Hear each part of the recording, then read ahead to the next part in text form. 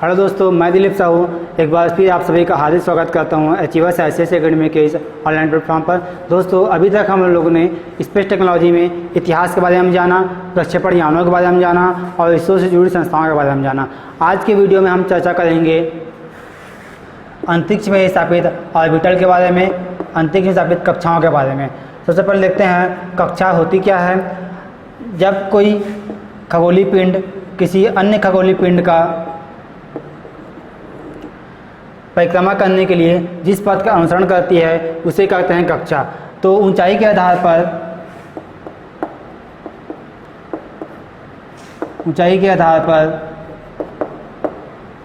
पृथ्वी की कक्षाओं को 3 भागों में बांटा गया है। पहला आएगा लोअर अर्थ ऑर्बिट, दूसरा आएगा मिडिल अर्थ ऑर्बिट और तीसरा आएगा जियोसिंक्रोनस अर्थ ऑर्बिट। जैसे कि हमारी धरती माता है, यहाँ से कुछ दूरी पे रहेगा लोअर अर्थ ऑर्बिट, फिर यहाँ पे रहेगा मिडिल अर्थ ऑर्बिट और सबसे लास्ट में आएगा जियोसिंक्रोनस अर्थ ऑर्बिट। तो इसके बारे में आज हम लोग एक एक करके चर्चा करेंगे। सबसे पहले लिखिए लोअर अर्थ ऑर्बिट।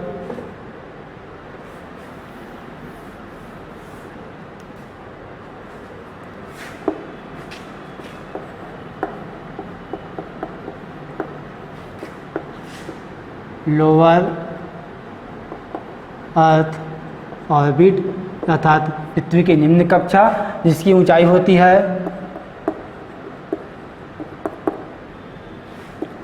400 किलोमीटर से लेके 2000 किलोमीटर तक। और इस कक्षा में स्थापित किए जाने वाले उपग्रह का आवर्तकाल होता है 80 से 120 मिनट तक। अर्थात यहाँ पे जो उपग्रह लॉन्च किया जाएगा वो पृथ्वी की एक दिन में 2 से 3 बार परिक्रमा कर सकती है। और यहाँ पे देखते हैं किस प्रकार के उपग्रहों को लॉन्च किया जाता है। यहाँ पे जो उपग्रह लॉन्च किए जाएंगे उसका कार्य यह होगा कि वह खनिज संसाधनों का पता लगाएगा कि कहाँ पे कौन से खनिज संसाधन उपलब्ध है, कहाँ पे कोयला उपलब्ध है, कहाँ पे कौन सा बॉक्साइट है, कहाँ पे कोरंडम है, कहाँ पे एल्यूमिनियम है, कहाँ पे कौन सी खेती की जाती है, कहाँ पे धान उगाया गया है, कहाँ पे गेहूँ उगाया गया है, इसके बारे में जानकारी देता है। यहाँ पे जो स्थापित किया जाएगा उपग्रह वो उसमें काम करेगा। और यहाँ पे जो उपग्रह स्थापित किए जाएंगे वो पृथ्वी के ध्रुवों की परिक्रमा करेगा। और यहाँ पर जो उपग्रह स्थापित किए जाएंगे वो बड़ी आसानी से फोटोग्राफ खींच के जो हमारे दूरसंवेदी संस्थाएं हैं उन तक फोटोग्राफ पहुँचाएगा और उसके माध्यम से हमें जानकारी मिलेगी कहाँ पे कौन सा संसाधन उपलब्ध है। और लोअर अर्थ ऑर्बिट में ही स्पेस स्टेशन बनाया गया है। ठीक है, इसके बाद हम लोग देखते हैं मिडिल अर्थ ऑर्बिट।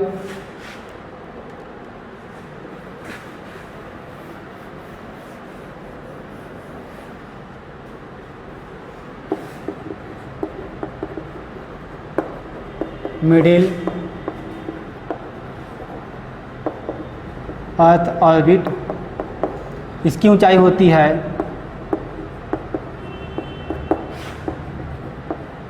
8000 किलोमीटर से लेके 20,000 किलोमीटर तक। और यहाँ पे जो उपग्रह स्थापित किए जाएंगे उसका आवर्तकाल होता है 6 घंटे से लेके 15 घंटे तक। अर्थात ये यहाँ पे जो उपग्रह स्थापित किए जाएंगे वो भी पृथ्वी की एक दिन में 1 से अधिक बार परिक्रमा कर सकती है। और यहाँ पे जो उपग्रह स्थापित किए जाएंगे वो नेविगेशन प्रणाली के उपग्रह स्थापित किए जाते हैं। अब पूछेंगे सर आप नेविगेशन में कौन से उपग्रह लॉन्च किए जाएंगे, तो जो आप लोग अब मोबाइल में यूज़ करते हैं GPS,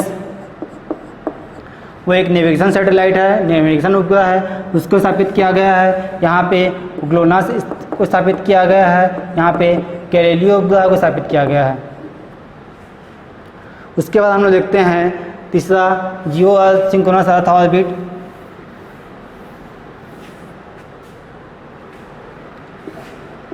geosynchronous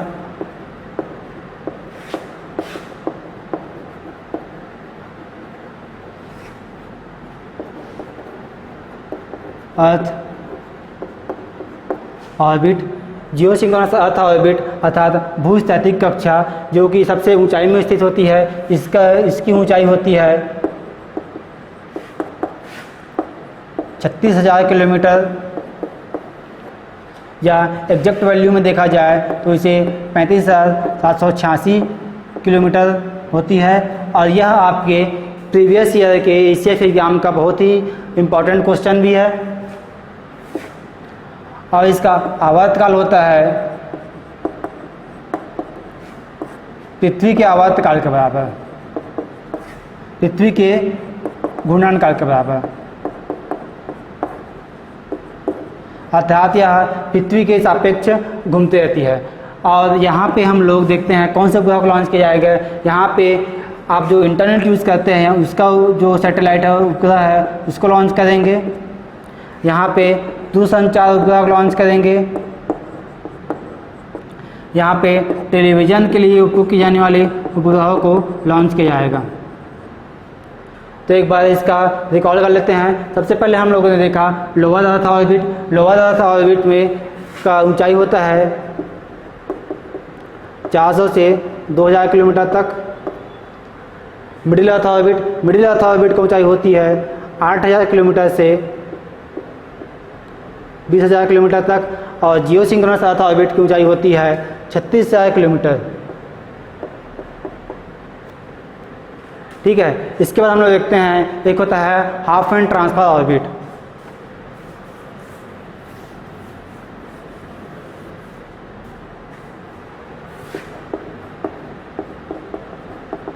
half main transfer orbit अर्थात जब हम किसी उपग्रह को एक कक्षा से दूसरी कक्षा में ट्रांसफ़र करते हैं और ट्रांसफ़र करने के लिए जिस पथ का अनुसरण किया जाता है उसे कहते हैं हाफ एंड ट्रांसफर ऑर्बिट। आप बोलेंगे समझ में नहीं आया, एक बार समझाता हूँ। जैसे कि ये धरती माता है हमारी, यहाँ पे लोअर अर्थ ऑर्बिट है, यहाँ पे जियो सिंक्रोनस अर्थ ऑर्बिट का कक्षा है। अगर हमें लोअर ऑर्बिट में जो उपग्रह स्थापित है, लोअर अर्थ ऑर्बिट के उपग्रह को यहाँ से ट्रांसफ़र करके जियो सिंक्रोनस अर्थ ऑर्बिट को उपग्रह में ट्रांसफ़र किया जाएगा, तो ये ट्रांसफ़र करने के लिए जिस पथ का अनुसरण करेगी, ट्रांसफ़र करने के लिए जिस पथ का अनुसरण करेंगी इसे ही कहते हैं हाफ एंड ट्रांसफर ऑर्बिट। इसे हाफ एंड नामक साइंटिस्ट ने खोज किया था, इसे इन्हीं के नाम पे इसे दिया गया है। तो देख ली, अब आपको समझ में आ गया होगा हाफ एंड ट्रांसफर ऑर्बिट। उसके बाद हम लोग देखते हैं कि जियो सिंक्रोनस और जियो स्टेशनरी में अंतर क्या होता है। आप लोगों ने पढ़ा होगा, दो प्रकार के नाम होते हैं, वहीं पे ऑब्लिक करके लिखा होता है जियो सिंक्रोनस और जियो स्टेशनरी। सबसे पहले देखते हैं जियो स्टेशनरी।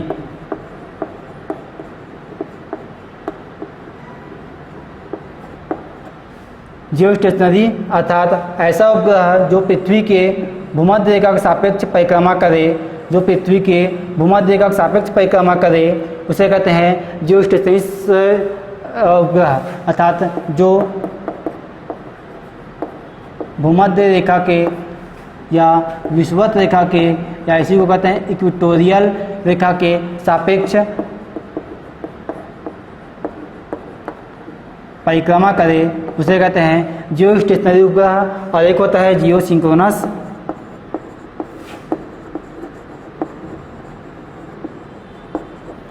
जियो सिंक्रोनस अर्थात जब पृथ्वी की परिक्रमा करने के लिए एक उपग्रह द्वारा जियो स्टेशनरी अर्थ ऑर्बिट में जाके एक एंगल के माध्यम से एक एंगल के सापेक्ष परिक्रमा करती है। जब उपग्रह किसी एंगल के सापेक्ष परिक्रमा करती है जियो अर्थ ऑर्बिट में उसे कहते हैं जियो सिंक्रोनस उपग्रह। और यह पृथ्वी से देखने में ऐसा लगेगा कि यह पृथ्वी के साथ खड़ी है, परिक्रमा नहीं कर रही है, परंतु वह पृथ्वी के सापेक्ष परिक्रमा करती रहती है और पृथ्वी के घूर्णन काल के बराबर उसका आवर्तकाल होता है। इसके बाद देखते हैं दोस्तों, आप लोगों के दिमाग में क्वेश्चन आ रहा होगा और नहीं आ रहा होगा तो आना भी चाहिए कि जो प्रक्षेपण केंद्र है वह समुद्र के पास ही क्यों बनाया जाता है और उसे विषुवत रेखा के पास ही क्यों रखा जाता है या भूमध्य रेखा के पास ही क्यों रखा जाता है। तो देखते हैं यहाँ पे जो प्रक्षेपण केंद्र है, वह तटीय क्षेत्रों पर ही क्यों होता है, पर क्यों होता है। तो सबसे पहले यह बताता हूँ कि जब अधिक आबादी वाले जगह पे इसलिए नहीं रखते हैं कि अगर कोई उपग्रह लॉन्च करते समय अपना रास्ता भटक जाए और उसे ख़त्म करना पड़े, उसे समाप्त करना पड़े, तो इसलिए उसे समुद्र के पास रखते हैं ताकि वहाँ पे उसे समाप्त करने के लिए समुद्र एक ऑप्शन के रूप में रहे और इससे जन सामान्य को कोई हानि ना हो। और विषुवत रेखा के पास रखने का कारण यह होता है कि जो भूमध्य रेखा होता है वहाँ पे गुरुत्वाकर्षण का मान बहुत ही कम होता है, गुरुत्वाकर्षण कम होता है, जिसके माध्यम से हम आसानी से किसी भी लॉन्चिंग व्हीकल को पृथ्वी की निम्न कक्षा या भूमध्य कक्षा या जियोसिंक्रोनस अर्थ ऑर्बिट में स्थापित कर सकते हैं।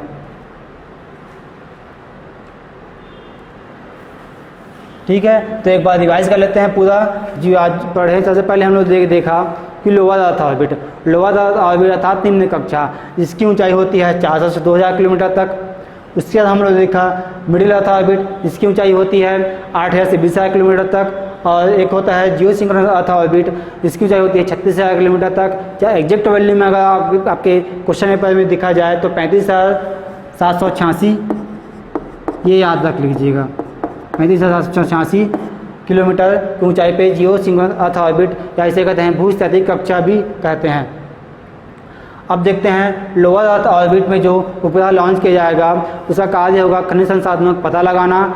यहाँ पे जो उपग्रह परिक्रमा करेंगे वो ध्रुवीय कक्षाओं में परिक्रमा करेंगे और दूर संवेदी संस्थाओं को, यहाँ पे उपग्रह जो स्थापित किया जाएगा वो दूर संवेदी संस्थाओं को फोटोग्राफ के माध्यम से सूचित करेगा कि कहाँ पे कौन से खनिज, कौन से बॉक्साइट या एल्यूमिनियम मिलने की संभावना है। उसके बाद जो मिडिल अर्थ ऑर्बिट है, मिडिल अर्थ ऑर्बिट में नेविगेशन सैटेलाइट को लॉन्च किया जाता है, जैसे कि जीपीएस, ग्लोनास, गैलीलियो।